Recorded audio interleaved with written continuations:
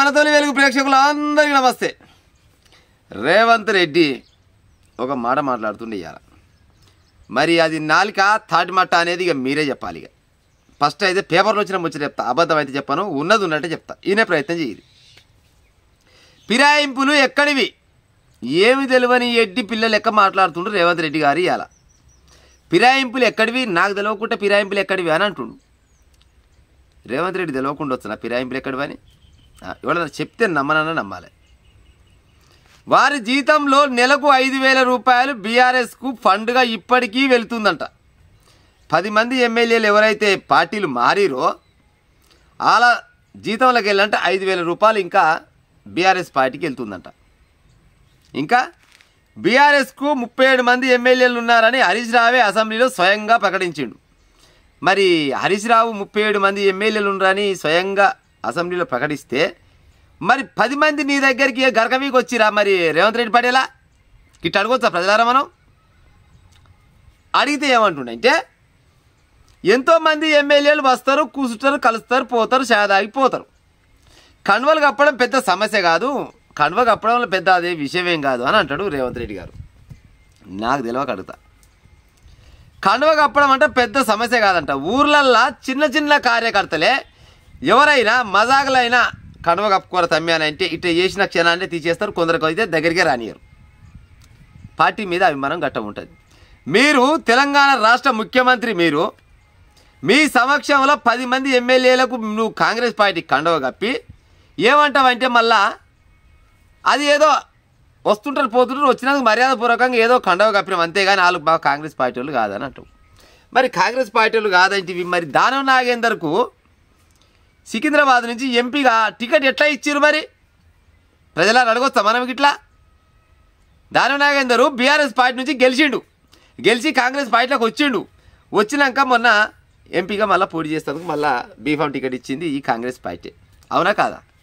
మళ్ళీ పోతే ఇంకోలో ఉండే మన ఆమె పేరు కళ్యాణ్ శ్రీహరి బిడ్డ పేరు కళ్యాణ్ శ్రీహరి బిడ్డ ఇద్దరు కాంగ్రెస్ పార్టీ చేరి ఆల్రెడీ కళ్యాణ్ శ్రీహరి ఓపెన్గానే చెప్పిండు, అవును నీ కాంగ్రెస్ పార్టీనే ఉంటా అని చెప్పిండు. అన్నడా అని లేదా? ఇంకోలా ఆయన బండ్ల కృష్ణమోహన్ రెడ్డి, ఆయన అందరికంటే ముందుగానే కండవ కప్పుకొని మరి స్టేట్మెంట్ ఇచ్చిండు. ఆయన ఏమి ఇచ్చిండు? తెలంగాణ రాష్ట్ర ముఖ్యమంత్రి యనమల రేవంత్ రెడ్డి గారి సమక్షంలో కాంగ్రెస్ పార్టీలో చేరుతున్నా అని ఒక స్టేట్మెంట్ వీడియో రూపకంగా ఆడియో రూపకంగా ఉన్నది ఆయన ముచ్చట. మరి అది కూడా తప్పేనా? అది కూడా ఈయనకు తెలియకుండా వచ్చినా రేవంత్ రెడ్డి గారికి? మళ్ళీ పోతే ఇంకోలు తెల్లం వెంకట్రావు, అలా తాతరావు పోతే మళ్ళా కాలే యాదయ్య, ప్రకాష్ గౌడు, సంజయ్ కుమార్, డాక్టర్ ఆయన ఉండే కదా, వీళ్ళంతా 10 మంది కాంగ్రెస్ తీర్థం పుచ్చుకూరు, ఇది పక్క.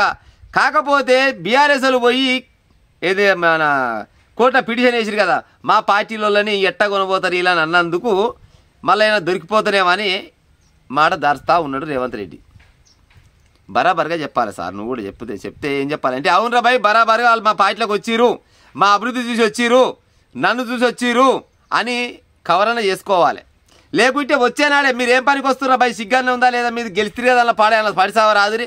మా దాంట్లో కష్టపడే వాళ్ళు చాలా మంది ఉన్నారు, కార్యకర్తలు చాలా మంది ఉన్నారు కాంగ్రెస్ పార్టీ కోసం. 10 ఏళ్ళ నుంచి అరిగోస పడ్డ కాంగ్రెస్ కార్యకర్తలు ఉన్నారు, లీడర్లు ఉన్నారు. ఎవరిని దక్కేది ఉంటే అలాగే దక్కుతుంది, మీరు ఏం పనికి వస్తుర్రా అని ఈయనన్నా చెప్పాలి. ఈయన చెప్పకపోయా వాళ్ళు వచ్చిరి కండువలు కప్పే. మళ్ళీ ఇప్పుడు అడుగుతాడు ఫిరాయింపులు ఎక్కడివి, ఎడ్డి పిల్లలు లెక్క మాట్లాడతారు ఫిరాయింపులు ఎక్కడివని. తెలంగాణ ప్రజలారా, ఫిరాయింపులు కావా? ఫిరాయింపులు కావా? కేసీఆర్ గతంలో చేసిన పొరపాటే ఇప్పుడు ఈయన చేస్తుడు. కేసీఆర్ కాయల సంపూర్ణమైన మెజార్టీతోటి తెలంగాణ రాష్ట్రంలో ముఖ్యమంత్రిగా గెలిపిస్తే కేసీఆర్ అనేట ఆయన కూడా తెలుగుదేశంకి వెళ్ళి కాంగ్రెస్కి వెళ్ళి చాలా మంది ఎమ్మెల్యేలను కొనుక్కొని పోయాడు. అప్పుడు మొత్తం కొనుక్కపోయిండు. ఉత్తగా ఓలుపోలే. తెలంగాణ బంగారు తెలంగాణ అని పోయిన వాళ్ళే వాళ్ళ స్వార్థాల కోసం పోయారు, ఈయన అక్కడి కోసం పిలిపించుకోండి. గదే బాటలో ఇయ్యాల రేవంత్ రెడ్డి కూడా కొంతమంది ట్రై చేసిండు, వచ్చిరు కండువ కప్పుకున్నాక మరి కప్పుకూరని బరాబర్గా ఈయన చెప్పడు. వాళ్ళు మాత్రం వాళ్ళు ఆల్రెడీ ఓపెన్గానే చెప్తున్నారు మీ కాంగ్రెస్ పార్టీలో ఉన్నామని కొంతమంది చెప్తున్నారు. మరి నెలకు వాళ్ళ జీతాలకి 5,000 రూపాయలు వాళ్ళ పార్టీకి పోతున్నాయి. మరి ఏం పనికి పోతున్నాయి? మరి ఎలాగొట్టు మరి అలాగేలి ఓపెన్గా చెప్పు. 10 మంది వచ్చిరు కదా, మీరు సిగ్గుదాపు వచ్చిరా, లేకపోతే నన్ను చూసి వచ్చిరా, నా పార్టీని చూసి వచ్చిరా, మీరు ఉంటారా, ఉంటే ఉండురు, వెళ్తే వెళ్ళారు అని చెప్పు.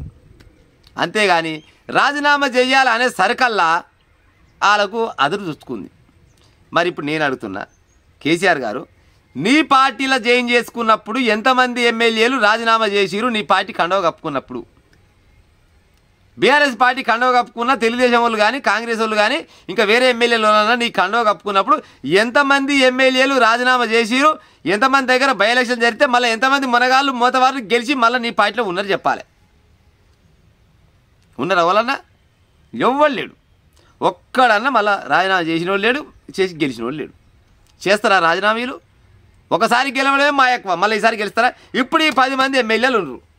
ఈ 10 మంది ఎమ్మెల్యేలల్లా రాజీనామా చేసి గెలిచే మొగాలు ఉన్నాయి ఎవరన్నా?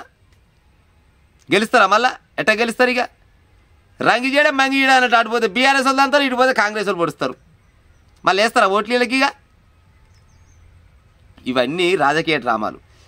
ఊసర వెళ్ళి అంటే తనకు ఆపద వచ్చినప్పుడే రంగులు మారుస్తుంది, కానీ రాజకీయ నాయకులు వీళ్ళకి అక్కడ వచ్చినప్పుడల్లా రంగులు మారుస్తారు. ఒకప్పుడు ఎప్పుడైతే ఈ టీడీపీ నుంచి కాంగ్రెస్ నుంచి ఎమ్మెల్యేలు కేసీఆర్ తీసుకుపోయిండో అప్పుడే మీరు గిసోని తెలివి చేస్తే, అంటే ఈ బీఆర్ఎస్ వాళ్ళ దగ్గర కొద్దిగా తెలివి ఎక్కువ ఉంది, ఒప్పుకోవాలి. ఇక బీఆర్ఎస్ వాళ్ళ మీద కేసు వేస్తే అప్పుడు ఎట్ట కొనబోతే ఎట్లా తీసుకుంటారు మా పార్టీ వాళ్ళు అంటే పోయిన వాళ్ళ మీద తీసుకున్న వాళ్ళ మీద ఆయన కూడా గిసోని ఎంక్వైరీ జరిగితే జరుగునేవు, కానీ ఆయన మీరంతా గుడి గుర్రాలై గాడిదల పనులు తోగుతిరి, సప్పుడు చేయకపోతిరి. వాళ్ళు తెలివి కళ్ళు అయ్యారు, వీళ్ళు తెలియక్కలు అయ్యారు. మళ్ళీ ఇవాళ కూడా ఇదే బీఆర్ఎస్ వాళ్ళే మళ్ళీ కంప్లైంట్ ఇచ్చారు. ఆయన కొన్నది వీళ్ళే, మళ్ళీ ఇవాళ ఇలా పార్టీకి వెళ్ళి అవును అల్లబడితే మళ్ళీ కంప్లైంట్ ఇచ్చింది కూడా వీళ్ళు ఎంత మునగాలు చెప్పు బీఆర్ఎస్ వాళ్ళు. ఇక మహా తెలివి కళ్ళు కాదు, మహా తెలివి కళ్ళు అన్నట్టు.